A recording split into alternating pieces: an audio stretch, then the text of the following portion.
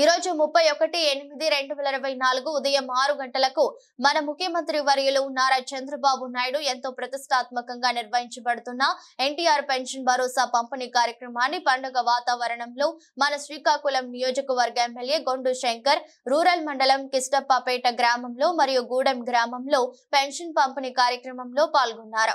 వారి వెంట తెలుగుదేశం నాయకులు, కార్యకర్తలు, సచివాలయ సిబ్బంది తదితరులు ఉన్నారు. నమస్కారం.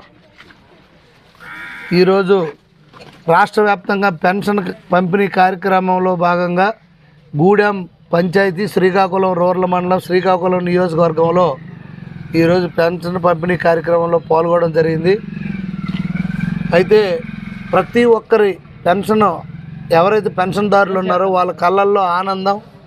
రేపు 1వ తారీఖు ఆదివారం ప్రభుత్వ ఉద్యోగులకు ఇబ్బంది ఉండకూడదనే ఉద్దేశంతో ఈరోజే ఆర్థిక ఇబ్బందులు ఉన్నప్పుడు కూడా 2 రోజుల ముందు డ్రా చేసి ఈరోజు పెద్ద ఎత్తున కార్యక్రమం చేపట్టడం జరిగింది.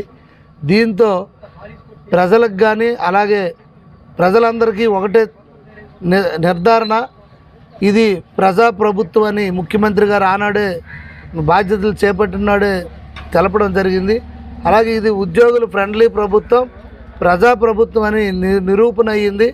ఎందుకంటే ఎవరికి ఉద్యోగస్తులకు కూడా ఇబ్బంది ఉండకూడదనే ఉద్దేశంతో ఈరోజే ఈ కార్యక్రమం చేపట్టి ఆ వృద్ధులకు కానీ, వితంతులకు కానీ, వికలాంగులకు కానీ అందరికీ ఇచ్చేటప్పుడు వాళ్ళ కళ్ళల్లో ఆనందం చూస్తే మాకు చాలా సంతోషంగా ఉంది.